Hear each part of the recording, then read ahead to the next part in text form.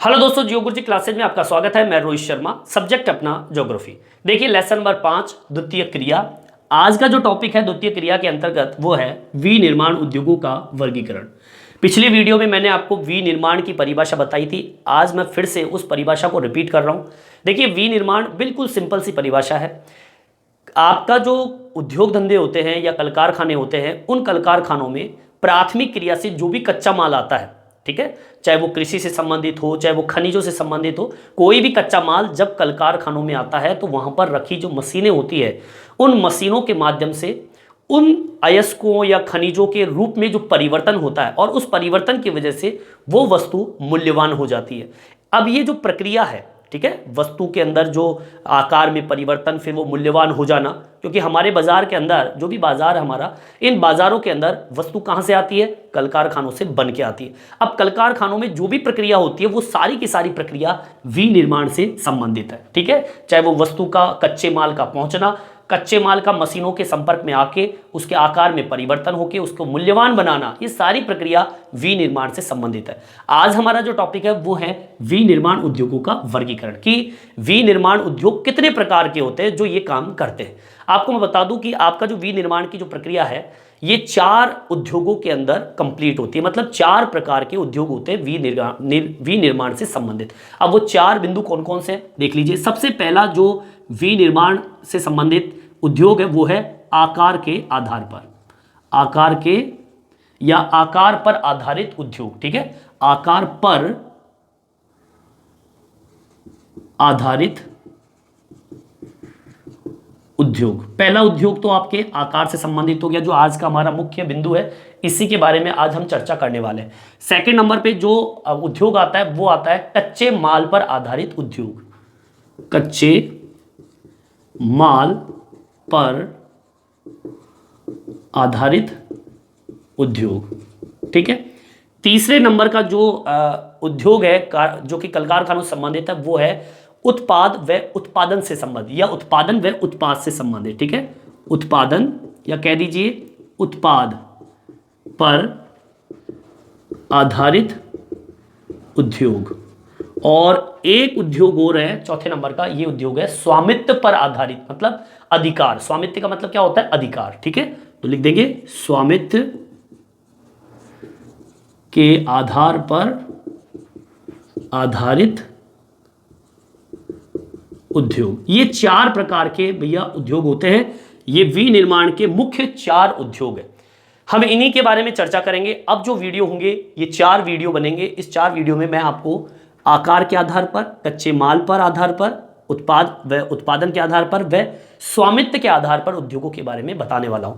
आज का जो मुख्य बिंदु है वो कौन सा है? आकार के आधार पर उद्योग।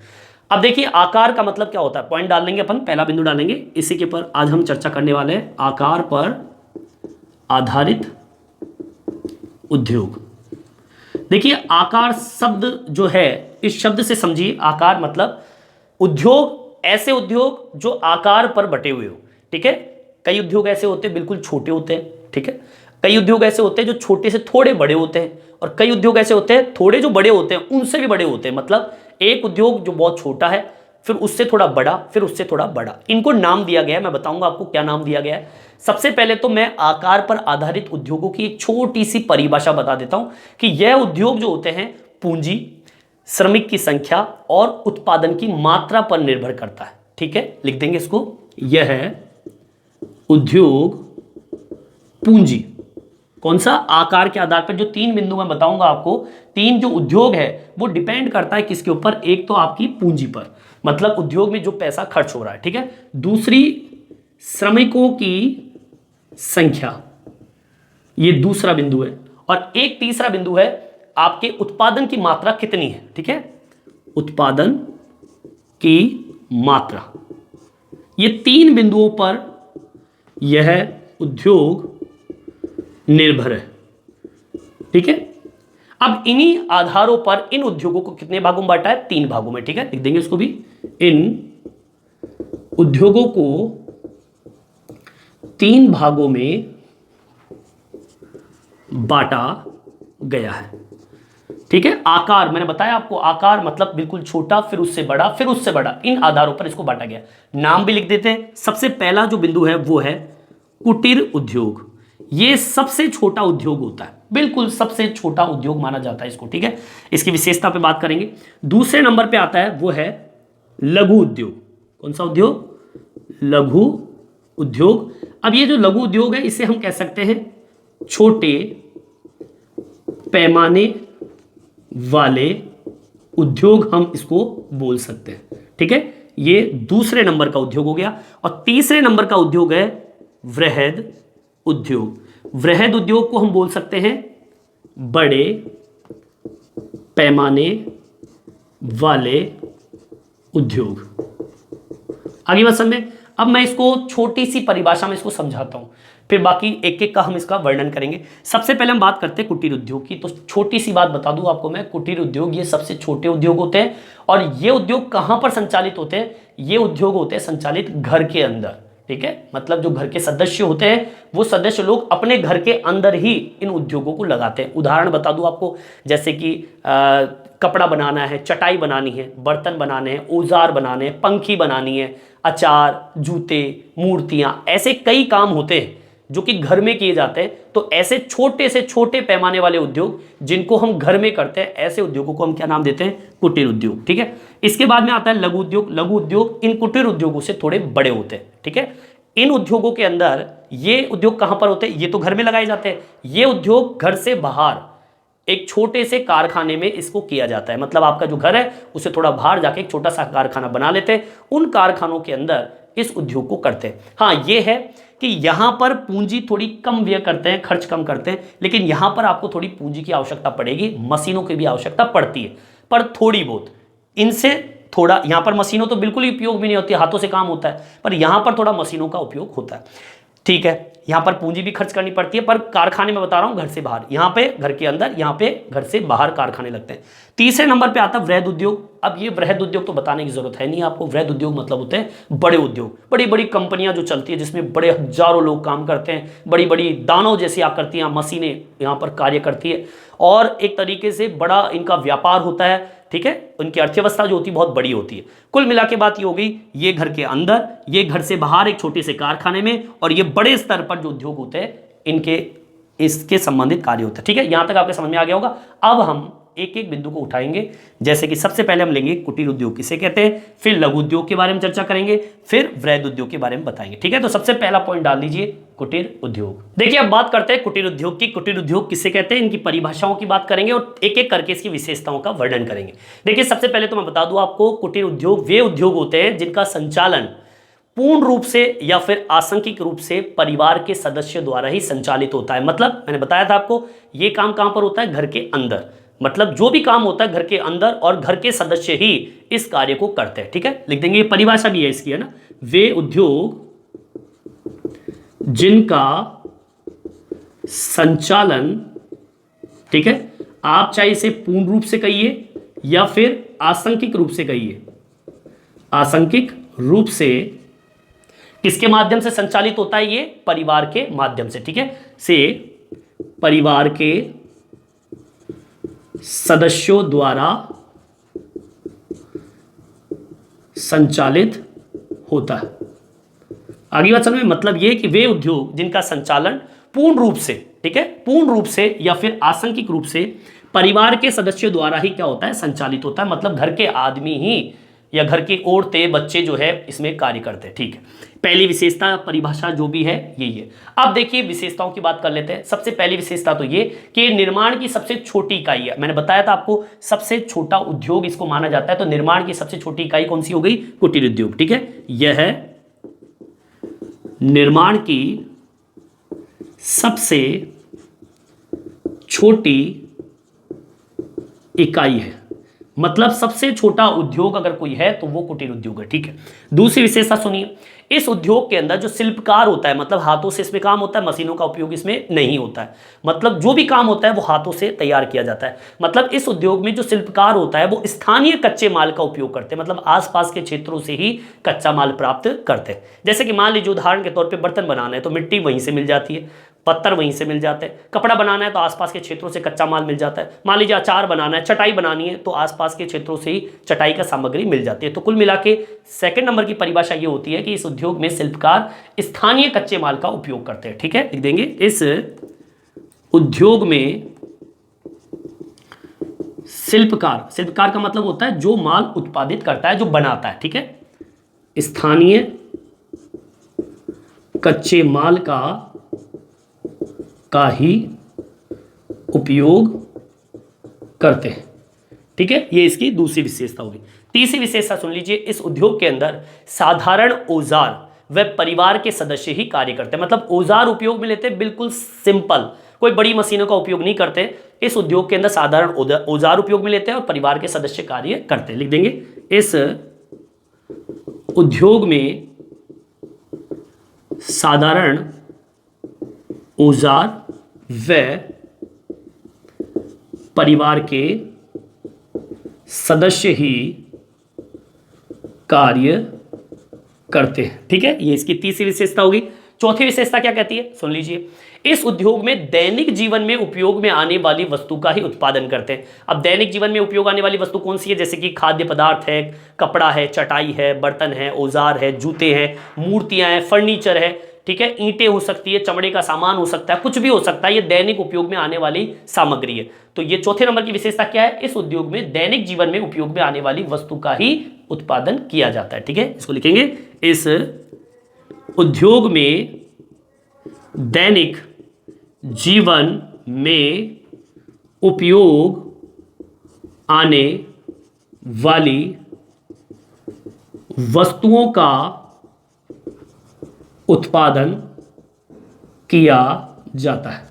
ठीक है, ये इसकी चौथी विशेषता होगी।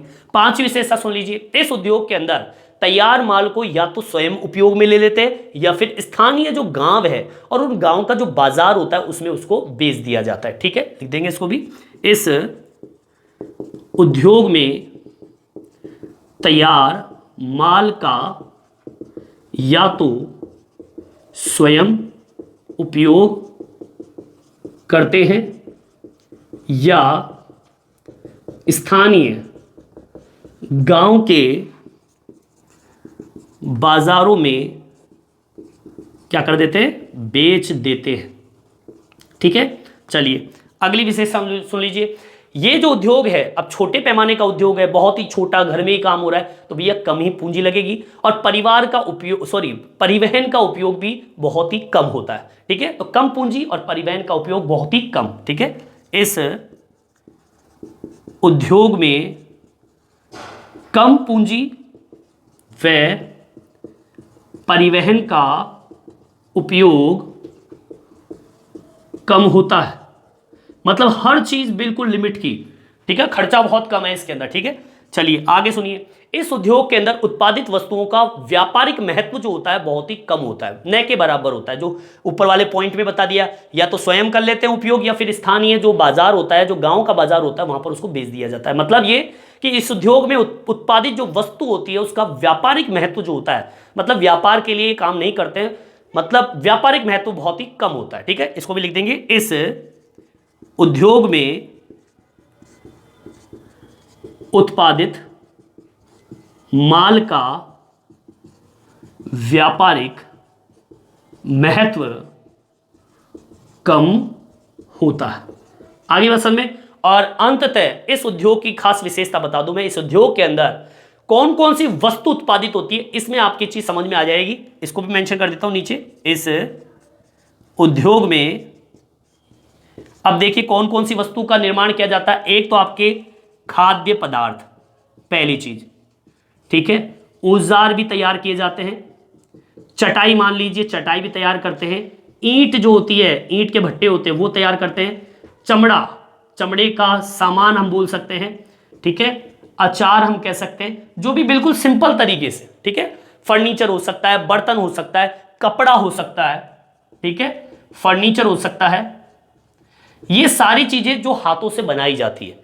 ठीक है, सोने चांदी और तांबे के आभूषण हो सकते हैं। ठीक है, ऐसी सामग्री जो हाथों से आसानी से तैयार की जाती हो, ऐसे उद्योगों को हम कुटीर उद्योग के नाम से जानते हैं। छोटे पैमाने का उद्योग है, सबसे छोटी इकाई है निर्माण की, शिल्पकार जो होते हैं स्थानीय कच्चे माल का उपयोग करते हैं।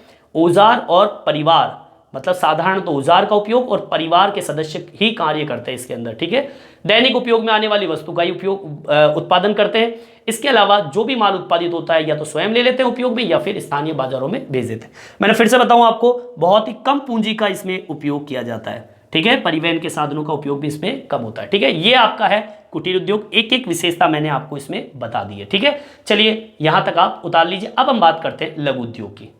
देखिए सेकंड पॉइंट डालेंगे अपन, लघु उद्योग जिसे हम बोलते हैं छोटे पैमाने वाले उद्योग। हमारा कुटीर उद्योग कंप्लीट हो गया। अब हम बात करते हैं लघु उद्योग की, ठीक है। लघु उद्योग मतलब छोटा उद्योग, कुटीर उद्योग से थोड़ा बड़ा, मतलब मध्यम उद्योग इसे हम बोल सकते हैं, बीच वाला उद्योग। देखिए इस उद्योग की हम बात करें तो भैया इसमें मशीनों का उपयोग करते हैं। कुटीर उद्योग में मशीनों का उपयोग नहीं करते, यहां पर मशीनों का उपयोग चालू हो जाएगा।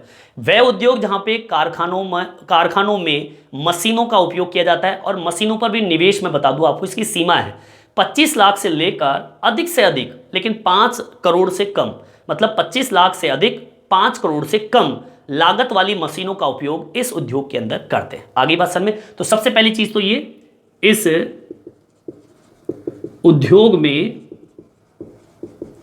मशीनों का उपयोग होता है। ये परिभाषा है, जैसे मैंने उसकी परिभाषा बताई थी वैसे ये इसकी परिभाषा है। इस उद्योग में मशीनों का उपयोग होता है जहां 25 लाख से अधिक व 5 करोड़ से कम लागत की मशीनों पर खर्च करते हैं। सबसे पहली चीज तो ये होगी, इसे आप लिख लीजिए कि ये इसकी परिभाषा भी मान लीजिए भाई। छोटे पैमाने वाले उद्योगों की परिभाषा लिखे तो क्या लिखे, तो ये आप लिख सकते हो कि वह उद्योग या इस उद्योग में मशीनों का उपयोग होता है, साथ में यहां पर 25 लाख से अधिक और 5 करोड़ से कम लागत वाली मशीनों पर खर्च किया जाता है। ये परिभाषा आपको आपकी किताब में नहीं मिलेगी। दूसरी परिभाषा, आप एक परिभाषा और लिख सकते हो। देखिए दूसरी परिभाषा क्या लिखोगे कि ऐसे उद्योग जहां पर विनिर्माण उत्पादन या सेवा प्रदान, ठीक है, छोटे और सूक्ष्म पैमाने पर हो, ठीक है। विनिर्माण उत्पादन का कार्य हो चाहे वो सेवा का कार्य हो, छोटे पैमाने पर यह काम हो, ऐसे काम लघु उद्योग की श्रेणी में आते हैं, ठीक है। ये दूसरी परिभाषा हुई, ठीक है। ऐसे उद्योग जहां विनिर्माण मतलब जो भी उत्पादन हो रहा है, विनिर्माण उत्पादन व सेवाएं, सेवा प्रधान बोल दीजिए, प्रधान, सूक्ष्म, सूक्ष्म मतलब छोटा, सूक्ष्म या छोटे पैमाने पर, ठीक है, छोटे या बिल्कुल सूक्ष्म पैमाने पर कार्य हो, सूक्ष्म व छोटे पैमाने पर कार्य हो, कौन सा उद्योग कहलाएगा? लघु उद्योग कहलाता है। एक बार मैं फिर से रिपीट कर रहा हूं, दोबारा सुन लीजिए। देखिए लघु उद्योग वे उद्योग होते हैं जहां पर मशीनों का उपयोग किया जाता है, 25 लाख से लेकर 5 करोड़ से कम लागत की मशीनों पर खर्च किया जाता है। ऐसे उद्योग जहां पर विनिर्माण उत्पादन का कार्य और जितनी भी सेवा प्रदान का कार्य होता है, ठीक है, ये बिल्कुल छोटे पैमाने मतलब सूक्ष्म जिसे हम बोलते हैं, या छोटे पैमाने का कार्य यहां पर किया जाता है। ऐसे उद्योगों को लघु उद्योग कहा जाता है, ठीक है। यहां तक आपके समझ में आ गई होगी, ये इसकी डेफिनेशन होगी। अब हम बात करते हैं कुछ विशेषताओं की, ठीक है। देखिए विशेषताओं की अगर हम बात करें तो इस उद्योग के अंदर उत्पादन का कार्य घर से बाहर, मैंने बताया आपको, घर से बाहर एक कारखाना तैयार किया जाता है, वहां पर इस कार्य को किया जाता है, ठीक है। लिख देंगे इस उद्योग में या उद्योग का कार्य घर से बाहर एक कारखाने में किया जाता है। ये इसकी पहली विशेषता होगी, ठीक है। मतलब जो भी काम होता है घर के अंदर नहीं होता, घर के अंदर होगा तो कुटीर उद्योग होगा, लेकिन घर से बाहर एक छोटा सा कारखाना बना लिया जाता है, वहां पर ये कार्य करते हैं। अब अगली विशेषता सुनिए, इस उद्योग के अंदर स्थानीय कच्चे माल व अर्धकुशल श्रमिक तथा शक्ति के साधनों से चलने वाले यंत्रों का उपयोग इसमें करते हैं। पहले तो स्थानीय कच्चा माल इनको मिलेगा यहीं से, जो आसपास के क्षेत्रों में, ठीक है। इस उद्योग में एक तो स्थानीय कच्चे माल की आवश्यकता पड़ती है, पहली चीज। दूसरी चीज किसकी आवश्यकता पड़ रही है? अर्धकुशल श्रमिकों की, अर्धकुशल श्रमिकों की। और तीसरी विशेषता यह कि इस उद्योग को शक्ति के साधनों से चलने वाले यंत्रों का उपयोग करते हैं। ठीक है, शक्ति के साधनों से चलने वाले यंत्रों की आवश्यकता पड़ती है। मतलब ये उद्योग ऐसा उद्योग है कि इसके अंदर कच्चा माल तो कहां से मिलेगा, स्थानीय मतलब आसपास के क्षेत्रों से कच्चा माल मिलेगा इसको। अर्धकुशल श्रमिकों की आवश्यकता इसमें पड़ती है, कोई जरूरी नहीं कुशल श्रमिक ही हो, अर्धकुशल सीखता हुआ। और एक शक्ति के साधनों से चलने वाले जो यंत्र होते हैं, अब शक्ति के साधन कैसे, जैसे कि बिजली है, ठीक है, शक्ति का साधन है, ऐसे मशीनें जो बिजली से चलती हो, ऐसे यंत्रों का उपयोग इन उद्योगों में करते हैं। ठीक है, यहां तक समझ में आ गया। अब सुनिए, इस उद्योगों में रोजगार के अवसर अधिक है। ठीक है, इसको मेंशन कर लीजिए, इस उद्योग में रोजगार के अवसर अधिक है। मतलब अधिक से अधिक रोजगार ये उद्योग पैदा करता है। यहां तक आपके समझ में आ गया होगा। चलिए आगे की ओर, अभी इसकी एक विशेषता और है, 2-3 विशेषता और मैं बताऊंगा आपको। चलिए यहां तक आप उतार लीजिए। देखिए लघु उद्योग की और विशेषता क्या है, सुन लीजिए। इस उद्योग में उत्पादन में जो वृद्धि होती है, ठीक है, मतलब जो भी माल उत्पादित होता है उसमें वृद्धि कब होगी, जब स्थानीय निवासियों की क्रय क्षमता अधिक होगी। अगर क्रय क्षमता नहीं है तो ये उद्योग वहीं की वहीं रुक जाता है। मतलब ये कि उत्पादन में वृद्धि तब होगी जब स्थानीय निवासियों की खरीदने की क्षमता ज्यादा होगी। ठीक है, इसको मेंशन करेंगे, इस उद्योग में उत्पादन में वृद्धि स्थानीय निवासियों की क्रय शक्ति का मतलब क्या होता है, खरीदने की क्षमता पर आधारित होता है। ये इसकी विशेषता हो गई अगली। अब देखिए आगे एक आखिरी विशेषता सुन लीजिए। ये उद्योग चीन में, भारत में, इंडोनेशिया में और ब्राजील में विकसित है। भारत में है ये मध्यम उद्योग जो है, ज्यादातर लघु उद्योग जो है आपको भारत में मिलेंगे। ठीक है, और चीन में भी मिलेंगे, इंडोनेशिया में मिलेंगे, ठीक है, और ब्राजील में भी मिलेंगे। ठीक है, इसको मेंशन कर देंगे। इस उद्योग का विकास चीन में, भारत में, इंडोनेशिया में और ब्राजील में विकसित हुए। आगे बात समझे, तो ये हमारा कंप्लीट होता है लघु उद्योग। ठीक है, यहां तक आपको समझ में आ गया होगा।